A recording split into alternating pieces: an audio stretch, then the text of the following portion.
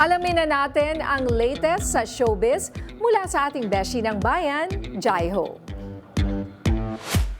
Ito na nga ang latest ng maarangkadang showbiz balita. Matapos ang matagumpay na pagbabalik sa himpapawid ng Why Speak 2.0 ay agad itong umani ng samot-saring reaksyon mula sa mga manonood dahil sa matapang na pagpapahayag nito ng mga saloobin at pagiging boses ng kabataan patungkol sa mga kaganapan na may kinalaman sa usaping politika. Sa isang episode last May 23, 2026, umani ng kontrobersiya at ipinatanggal sa lineup ng All TV at maging ang ikatlong episode nito ay tuluyan ng binura sa mga online platforms.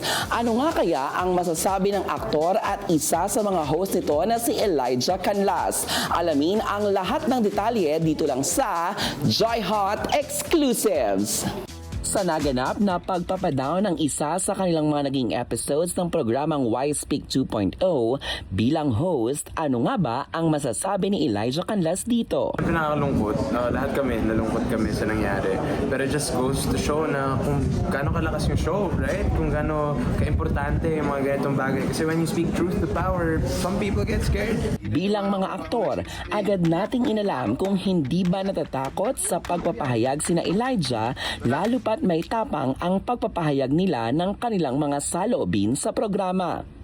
Siyempre, may mga konting fear with my other co-hosts and we just choose to empower each other. Using the voice. Yes, kasi sayang matatalino yung mga co-hosts ko doon. Ang dami nilang mga thoughts, dami nilang mga opinion sa maraming bagay. Samantala, in line with the celebration of Pride Month, perfect ang bagong offering na pelikula ni Elijah Canlas kasama sina Inigo Pascual at Christian Bables, ang Drags to Riches. Ito ay comedy genre. Kamusta nga ba siya sa paggawa ng proyektong ito? Sobrang ibang level ng commitment yung hinihingi ng pelikula na to, ng genre ng comedy. Ibang level of imagination, of spontaneity and improv yung hinihingi niya.